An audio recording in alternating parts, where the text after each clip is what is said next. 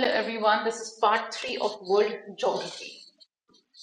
Hydrosphere. We are going to talk about hydrosphere. Again, hydro matlab water and the sphere, of course, earth का sphere. Now, realm of water, जो भी पानी का area है अर्थ पे उसे हम हाइड्रोस्फीयर कहते हैं. अर्थ पे जो वाटर है दो जगह मिलता है हमें, रॉक और एयर में. रॉक्स में ग्राउंड वाटर होता है, एयर में वाटर वेपर होता है. जो भी डेप्थ ऑफ ओशन है हम उसे फैथम में नापते हैं, मतलब गहराई.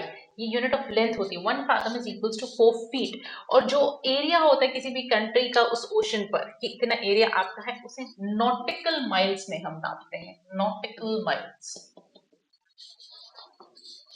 हाइड्रोस्फीयर 3 टाइप्स पे हैं. एक हाइड्रोलॉजिकल साइकिल की वजह से हमें पानी मिलता है, ground water plus water table. तीसरा सोर्स ऑफ ग्राउंड वाटर. ठीक है, इसको मिलाकर आपको हाइड्रोस्फीयर मिलता है. हाइड्रोलॉजिकल साइकिल या वाटर साइकिल. इवेपोरेशन होता है जिसे हम ट्रांसपिरेशन कहते हैं. लॉस ऑफ वाटर इवेपोट्रांसपिरेशन कहते हैं. ग्लोबल वाटर बैलेंस जो है उसको हमने कुछ पार्ट्स में डिवाइड कर रखा है. 97.2% ओशन से, एटमॉस्फेयर में 1% होता है. ग्राउंड वाटर 0.635 होता है जिसे हम बर्बाद करने पे लगे हुए हैं. आइस कैप्स और ग्लेशियर्स में 2.15% है. तो बेसिकली हमारे पास पानी इतना है नहीं जितना हम उड़ा रहे हैं, राइट. अब water cycle do I have to tell you. यहाँ से इवेपोरेशन हुआ, बादल बने और फिर बारिश हुई. बचपन से पढ़ते आ रहे हैं, ठीक है. Now ground water and water table. Again बना दिया मैंने already diagram. Water contain rocks of earth. Source क्या होता है इनका? रेन वाटर होता है, ठीक है. बारिश हुई, बारिश होते ही ये जो फ्लो है, सरफेस पर फ्लो है पानी का, ठीक है, ये भागते भागते जाता है. जो पहली लेयर होती है उसे एक्विफायर कहते हैं. पोरस रॉक होती है जिसमें छन्नी की तरह छन के पानी नीचे चला जाता है. वाटर टेबल मेंटेन होता है परमिएबल रॉक की वजह से. परमिएबल रॉक की वजह से. और उसके बस नीचे जाता है आपका जोन ऑफ सैचुरेशन, जहां पर पानी भर जाता है. अब इसके नीचे जो होता है ये नॉन पोरस रॉक्स होती है, इम्पर्मिएबल, मतलब उसके आसपास नहीं जा सकते हैं. मतलब एक लेवल से दूसरी लेवल नहीं जा सकते हैं. तो ये जो इतनी ठोस सतह होती है इसकी वजह से पानी से नीचे नहीं जाता, और यही हमारा वाटर टेबल है पूरा, ठीक है. नाउ नॉन पोरस रॉक्स को एक्विक्लूज भी बोलते हैं. ओके, चलो आगे. Sources of ground water. Spring. Water table intersect करता है जहां पर भी ग्राउंड से, उसे स्प्रिंग कहते हैं. Minor flow of water out of rocks को सीपेजेस कहते हैं. कि हल्का सा पानी नीचे क्रैक में से निकल गया है, पत्थर के बीच में से तोड़ के पानी आ रहा है, भगवान ने कृपा कर दी, उसे सीपेज कहते हैं. Hot spring, mineral springs. कभी कभी जो आपका नीचे का एरिया होता है मैंटल का, वहां से क्लोजली पानी निकल कर आ रहा होता है. हमारी अर्थ अंदर से इतनी गर्म है कि वहां से अगर पानी निकलेगा तो गर्म ही होगा ना, तो वो हॉट स्प्रिंग निकल आता है. Geyser, periodic jet of hot waters in stream. वही कहीं से भी गर्म पानी निकल गया, हॉट वाटर. गीजर है नेचुरल हमारे पास. आर्टिसंस वेल, जहां पर आर्टिसंस वेल जो हम वेल खोदते हैं, बनाते हैं और उसमें पानी ऊपर तक आ जाता है, जिसमें हम कुएं में डाल के, बाल्टी डाल के पानी निकालते हैं, ठीक है ना. ओशन. ओशन की जो एवरेज डेप्थ है वो है 4 किलोमीटर, ठीक है.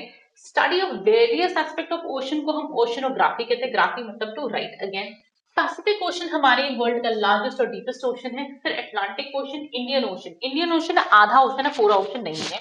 और एक लौता ओशन है जिसका नाम किसी कंट्री के ऊपर है. अब इंडियन ओशन पूरा इंडिया का नहीं है. इंडियन ओशन से 12 नॉटिकल माइल्स तक इंडिया का है, बाकी इंटरनेशनल वाटर्स है. आर्टिक ओशन लार्ज पार्ट इसका हमेशा फ्रोजन ही रहता है, और सर्दर्न ओशन बचता है. जो बचा बचा पानी उसे हम सर्दर्न ओशन के नाम से जानते हैं. पहले हम इसे एंटार्क्टिका ओशन बोलते थे, लेकिन अब सर्दर्न ओशन पढ़ते हैं. See, your Atlantic Ocean, your Pacific Ocean, इधर इंडियन ओशन, और ये बचा कुछ है your Southern Ocean. ऊपर आपका आर्टिक ओशन जो जनरली आपका फ्रोजन ही रहता है, करेक्ट. यहाँ पर पड़ेगा आपका मेडिटेरेनियन सी. इंडिया के आसपास Arabian sea and bay of Bengal. ये okay, these are the mountains, छोड़ दो. Now ocean floor. हमारा जो ओशन फ्लोर है हमने उसे कुछ पार्ट्स में डिवाइड करके पढ़ते हैं. Continental shelf, continental slope, rise, abyssal plain या deep sea plain. Now continental shelf coastal part है, इसकी 200 मीटर की डेप्थ है, जेंटल स्लोप है, बहुत हल्का सा स्लोप है, ज्यादा जल्दी नहीं गिरोगे. कोरल रीफ यहाँ पर मिलते हैं, वो जो आप अंडर सी वाटर डाइविंग देखते हो वो कॉन्टिनेंटल शेल्फ की देखते हो कि यही घूम रहे. कॉन्टिनेंटल स्लोप ये मर्ज करती है shelf, merges shelf into slope. Boundary जो है इन दोनों की उसे कहते हैं हम एंडरसाइट लाइन.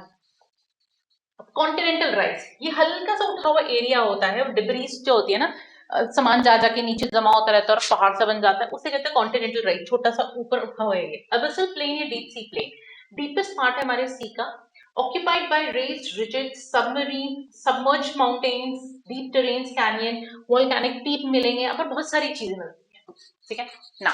अकॉर्डिंग टू डायग्राम ना, दिस इज लैंड, यहाँ से हम यहाँ गए, दिस इज कॉन्टिनेंटल शेल्फ, जब डीप सी डाइविंग वगैरह सब देखते हो यहाँ होता है, ठीक है। फिर आती है आपकी अंडरसाइड लाइन, यहाँ से स्टार्ट होती कॉन्टिनेंटल स्लोप यहाँ तक, और यहाँ जाकर कोई भी राइज मिला, उठी हुई जगह मिली, उसे कहते हैं कॉन्टिनेंटल राइज। जो नीचे गिरा हुआ मिला उसे कैनियन या ट्रेंचेस बोलते हैं।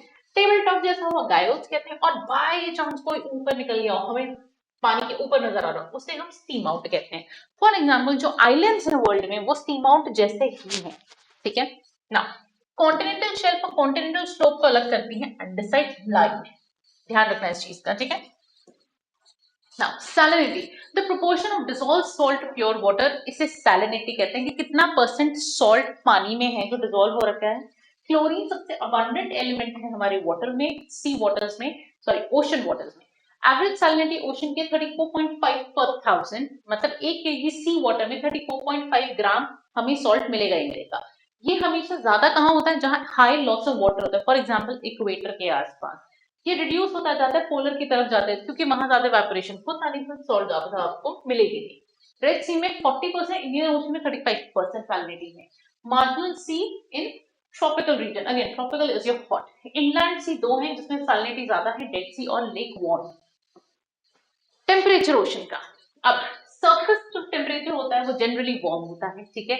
वहां से 100 मीटर तक जाते हैं वो वार्म ही रहता है। 100 मीटर के नीचे टेम्परेचर गिरता है 15 डिग्री से 2 डिग्री तक, वो भी 1800 मीटर तक। उसके बाद 4000 मीटर तक 2.2 डिग्री सेल्सियस से 1.6 डिग्री सेल्सियस तक, और उसके नीचे कांस्टेंट रहता है। अब इसीलिए जो हमारी मेराइन लाइफ होती है ये कुछ यहीं तक रहती है, इस पार्ट तक, इससे नीचे नहीं जा सकती। इससे नीचे जाएगी तो भाई obviously it's too cold for anybody to survive. ये जितना भी पोर्शन है ये हमेशा इक्वेटर पे ज्यादा होगा, क्योंकि इक्वेटर में कांस्टेंट सन रहता है इसलिए।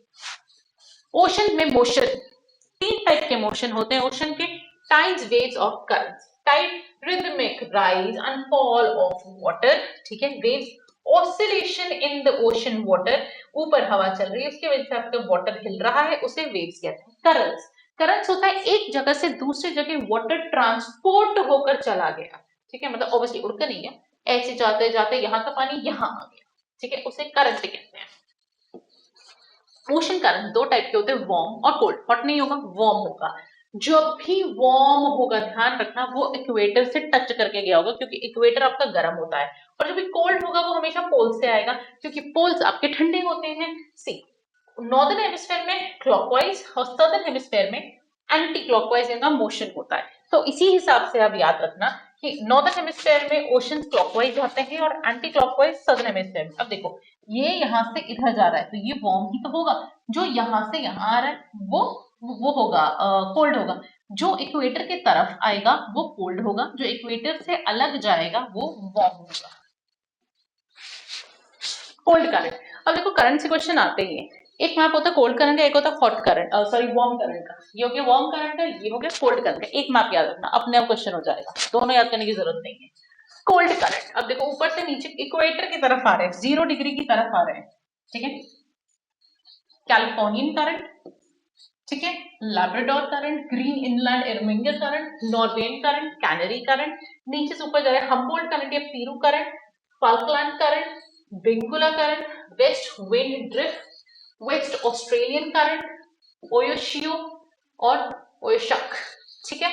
अब जो भी इक्वेटर की तरफ आएगा वो होगा कोल्ड, इक्वेटर से दूर जाएगा वो हो गया वार्म। ये जो अलास्कन करंट है ये ऐसे गया अलास्कन करंट, फिर Gulf of Stream, Florida current, northern Atlantic drift, Brazilian Guinea, Agulhas, Mozambique, north equatorial, Kuroshio और ईस्ट ऑस्ट्रेलियन।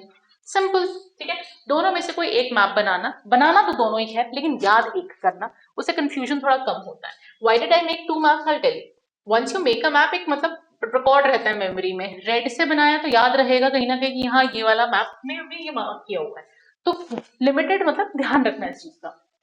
बट बिना मैप बनाए आप याद नहीं रख सकते, so please make the map. Straight, straight किसे कहते हैं, नैरो स्ट्रेच ऑफ वाटर जो दो लार्ज वाटर बॉडीज को कनेक्ट कर रहा है। Supposedly this is a land and this is a land, ये पूरा पानी है, ठीक है। ये जो नैरो स्ट्रेच है ना इसे स्ट्रेट कहेंगे, क्योंकि ये बड़ी वाटर बॉडी दो बड़ी वाटर बॉडी को ये कनेक्ट कर रहे हैं, इसे कहते हैं स्ट्रेट, ठीक है, इस्थमस। अब इसी में narrow stretch of land that connects two large land mass. अगर ये ये तो हमने पानी की बात की, सपोजिटली ये पानी है और ये पानी है, ये लैंड है और ये भी लैंड है, तो ये नैरो स्ट्रेच को हम इस्थमस कहते हैं। वाटर को स्ट्रेट कहेंगे, लैंड के एरिया को इस्थमस कहेंगे। Lakes, a large inland body of water, ठीक है, इनलैंड मतलब जमीन के अंदर, तो ओशंस के पास नहीं। ऑक्टोलस में आपको बताया गया था, क्रेटर वोल्केनिक लेक आपने सेकंड पार्ट में पढ़ ही लिया था, और पलाया लेक में तो फोटोज यू शुड रिमेंबर, ठीक है। वैसे फ्रेश वाटर लेक और salt water lake. River, river क्या होती है? एक स्ट्रीम ऑफ फ्लो कि एक पर्टिकुलर डायरेक्शन में पानी लेके जा रहा है, उसे रिवर कहते हैं। रिवर ट्रिब्यूटरी और अपने डिस्ट्रीब्यूटरी को मिलाकर हम इसको टोटल रिवर सिस्टम कहते हैं।